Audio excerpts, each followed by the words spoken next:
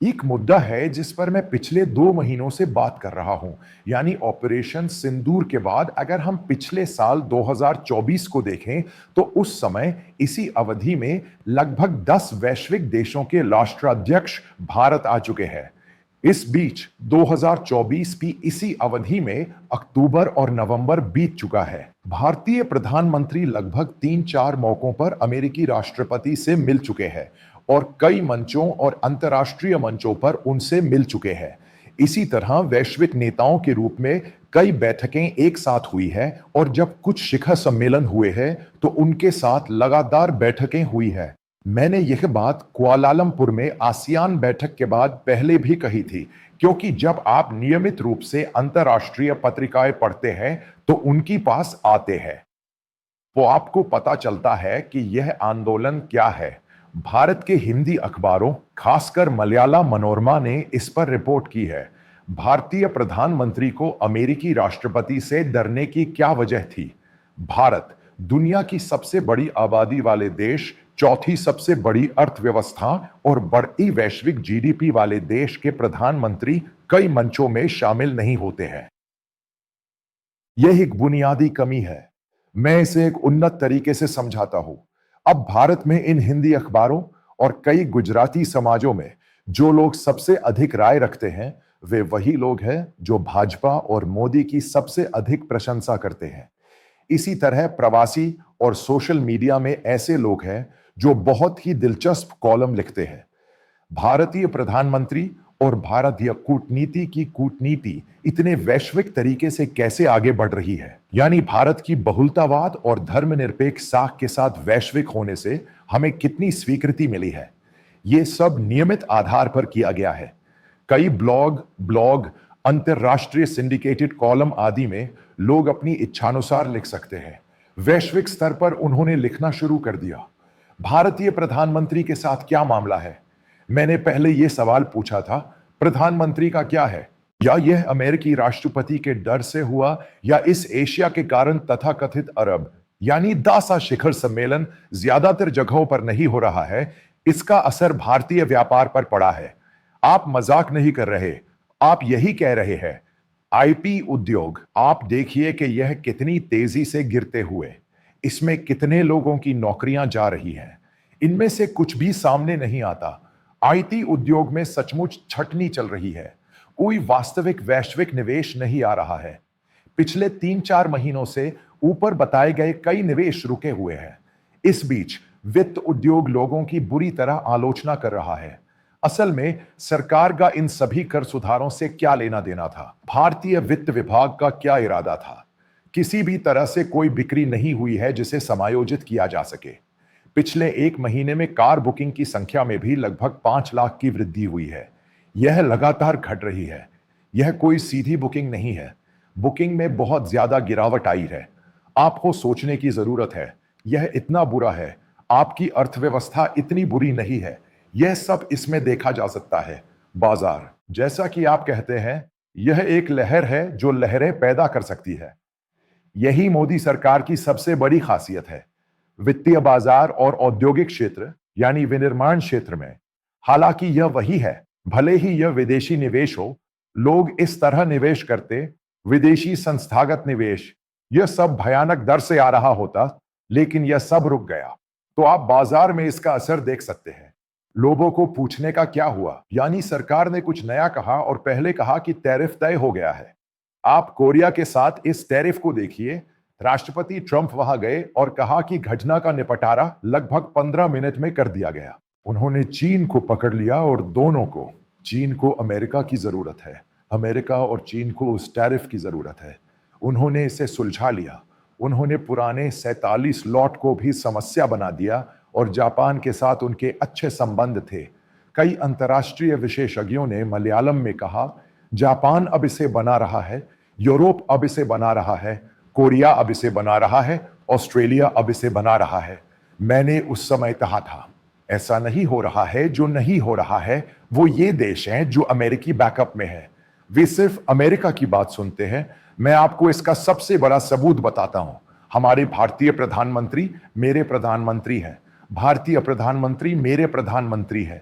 उनके आने के बाद उन्होंने अरब देशों के साथ, सभी अरब देशों के साथ, चाहे वह यूएई हो, सऊदी अरब हो, ओमान हो, छोटा बहरीन हो, कतर हो, कोई भी हो, इतने अच्छे संबंध बनाए हैं। सब कुछ दीर्घकालिक है।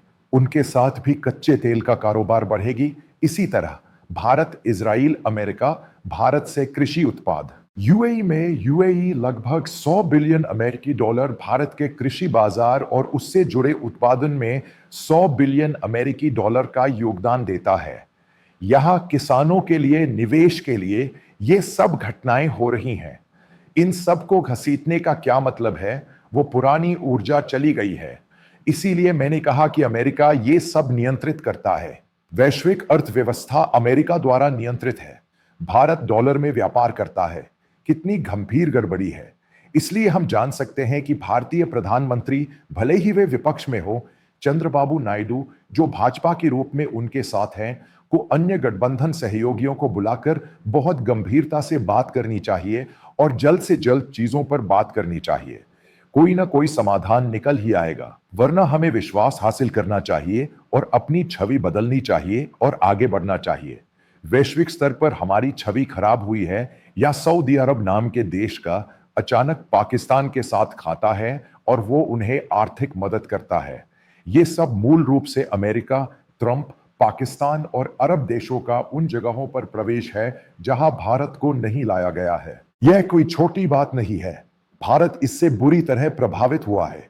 मेरा एक दोस्त जो वॉलमार्ट में काम करता है, मेरा दोस्त है क्योंकि वह मेरा वीडियो देखता है।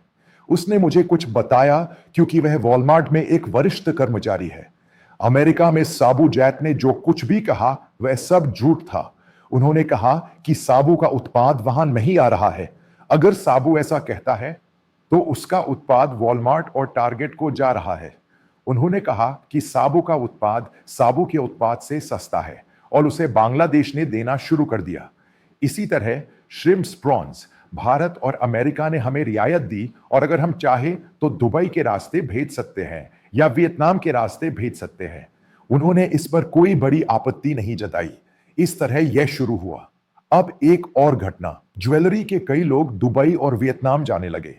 एक बात समझने लायक है, कई भारतीय निर्यातक वियतनाम जा रहे हैं और वहां यह एक दीर्घकालिक प्रभाव है, केवल अल्पकालिक नहीं बल्कि दीर्घकालिक प्रभाव डालेगा। कोरिया ट्रंप से बात क्यों कर रहा है? कोरिया हमसे बदतर देश है क्या? जापान हमसे बदतर देश है क्या? चीन हमसे बदतर देश है क्या? वे सब कुछ सुलझा सकते हैं। उन्होंने नतीजे लाए हैं और यह कोई समस्या नहीं है। वे कहते हैं कि भारत का टैरिफ नवंबर में होगा और आज भी इसमें कोई बदलाव नहीं हुआ है। अब वे कहते हैं कि यह दिसंबर में होगा। वे यह भी कहते हैं कि 15 से 16% पर समझौता हो जाएगा, लेकिन फिर भी वे इस बारे में कुछ नहीं कहते। वे इधर उधर की बातें करते हैं, तरह तरह की बातें करते हैं जो स्पष्ट नहीं है। जब मैं यह कहता हूं तो ये निर्यातक व्यवसाय भी यही बात कह रहे होते हैं। ये सभी मोदी को लगातार कुछ न कुछ देते रहते हैं क्योंकि ये सभी बुनियादी लोग हैं जो भारतीय व्यापार में प्रमुख हैं। बिहार चुनाव के बाद मोदी की छवि को इसी तरह समझा जा सकता है। मैंने सुना है कि यह गलियारा एक पावर कॉरिडोर है और इससे कई लोग जुड़े हुए हैं। यानी वे वित्त मंत्री निर्मला सीतारमण को बदलने की बात कर रहे हैं और जयशंकर को भी बदलने की बात कर रहे हैं।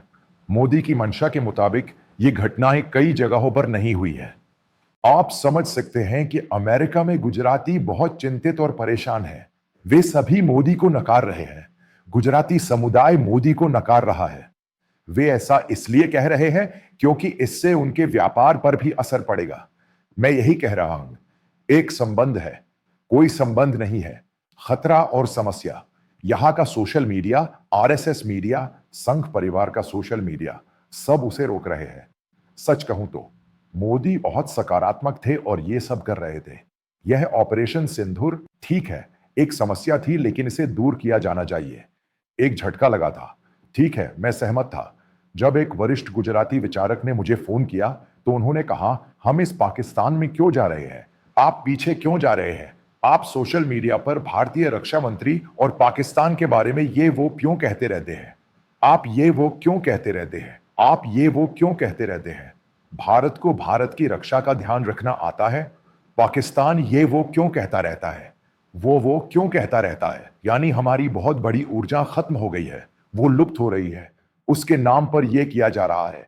अब सोशल मीडिया और दूसरे हिंदी मीडिया में लोगों की इसमें कोई दिलचस्पी नहीं है। ये लोगों का मामला है। ये सब सिर्फ चुनाव से जुड़े स्टंट बनाने के लिए है। मैं आपको एक बात बताऊं, 20-25 साल पहले का भारत आज का भारत नहीं है, या आप 10 से 15 साल पहले के भारत का भारत आज का भारत नहीं है। आज का भारत आज का भारत नहीं है। आज डिजिटल दुनिया में ये बहुत बड़ी बात है। सरकार इसे कितना भी सेंसर और ब्लॉक किए कर दे, जिन्हें जानने की जरूरत है उन्हें ये बातें पता चल ही जाएंगी। वे इतने मूर्ख नहीं है।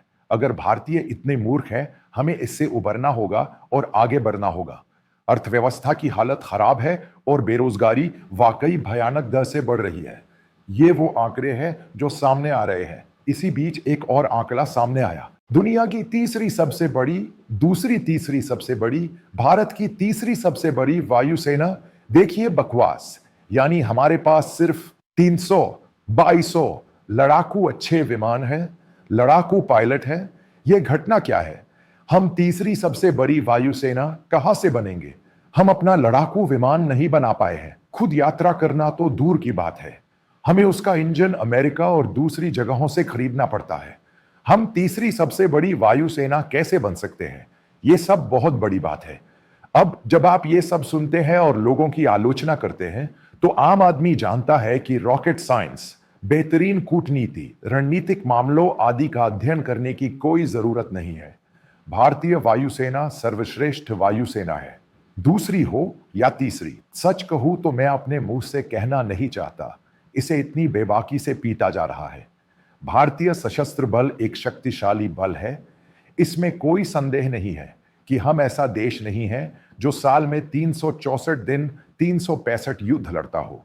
इसलिए अचानक उस तरह से तनाव पैदा हो गया। त्रिशूर में यह अभ्यास आदि, सीमा अभ्यास, और यही बात कई अन्य स्थानों पर भी लागू होती है। यह एक सामान्य घटना है और लगातार हो रही है। अब भारत पाक सीमा विवाद मीडिया और सोशल मीडिया को उनकी सीमाओं से बाहर खींच रहा है। अब इसके नाम पर कुछ हो रहा है। भारत का एक बड़ा प्रतिशत इस पर ध्यान केंद्रित कर रहा है। एक घटना है जिसका मैं हवाला दे रहा हूं।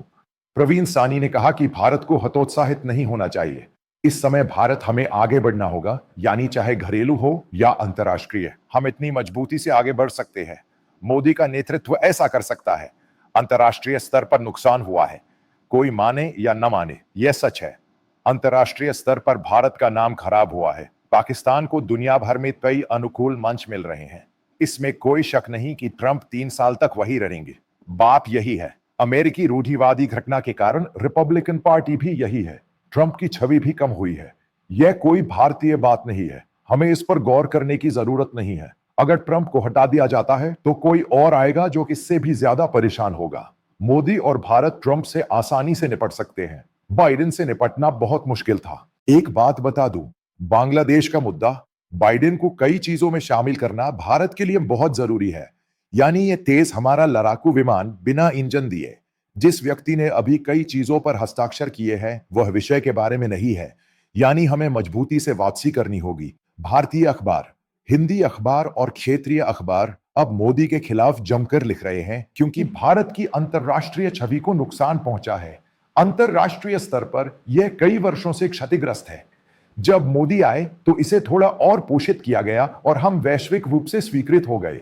दरअसल यह ऐसा था जैसे मोदी आए और इसे 10 साल के लिए ले आए। हमारे पास यह पहले से था, लेकिन जब हम अमेरिका की वैश्विक स्वीकृति में शामिल हुए, हम ट्रंप के साथ आए और कहा कि वैश्विक स्वीकृति और दृश्यता कम हो गई है। वह दृश्यता उसकी वजह से कम हो गई है। मोदी कहीं नहीं जा रहे हैं। मैंने कहा हमें पूरी तरह से सक्रिय होना चाहिए। मुझे पता चला है कि बेंजामिन नेतन्याहू भी दिसंबर में भारत आने को लेकर संशय में है, क्योंकि नेतन्याहू डरे हुए हैं। अगर वह जाकर मोदी से बात करते हैं और 2 तस्वीरें लेते हैं तो ट्रंप नाराज हो जाएंगे। लोग यहां आने से डरते हैं। यहां आने के बाद ट्रंप नाराज होंगे क्योंकि मोदी ने चीन जाकर रूस पर कब्जा कर लिया है। सभी यूरोपीय देश रूस के दुश्मन हैं। यानी 5वीं कक्षा में पढ़ने वाला बच्चा जानता है हर हाल में भारत को एक अच्छा भविष्य मिलेगा। यह सब बदलना होगा और आगे आना होगा। यानी बिहार चुनाव के बाद फेरबदल करके मोदी के नेतृत्व में एक नई टीम सामने आनी होगी, वरना इसका भारत के भविष्य पर, खासकर आर्थिक मोर्चे पर, यानी तथाकथित वैश्विक भारतीय आर्थिक शक्ति पर बहुत बुरा असर पड़ेगा। इसमें कोई शक नहीं है। आप समझ सकते हैं कि अमेरिका में गुजराती बहुत चिंतित और परेशान हैं। वे सभी मोदी को नकार रहे हैं। गुजराती समुदाय मोदी को नकार रहा है। वे ऐसा इसलिए कह रहे हैं क्योंकि इससे उनके व्यापार पर भी असर पड़ेगा। मैं यही कह रहा हूं। एक संबंध है, कोई संबंध नहीं है। खतरा और समस्या। यहां का सोशल मीडिया, आरएसएस मीडिया, संघ परिवार का सोशल मीडिया सब उसे रोक रहे हैं। सच कहूं तो मोदी बहुत सकारात्मक थे और ये सब कर रहे थे। यह ऑपरेशन सिंदूर ठीक है, एक समस्या थी, लेकिन इसे दूर किया जाना चाहिए। एक झटका लगा था। ठीक है, मैं सहमत था। जब एक वरिष्ठ गुजराती विचारक ने मुझे फोन किया तो उन्होंने कहा, हम इस पाकिस्तान में क्यों जा रहे हैं? आप पीछे क्यों जा रहे हैं? आप सोशल मीडिया पर भारतीय रक्षा मंत्री और पाकिस्तान के बारे में ये वो क्यों कहते रहते हैं?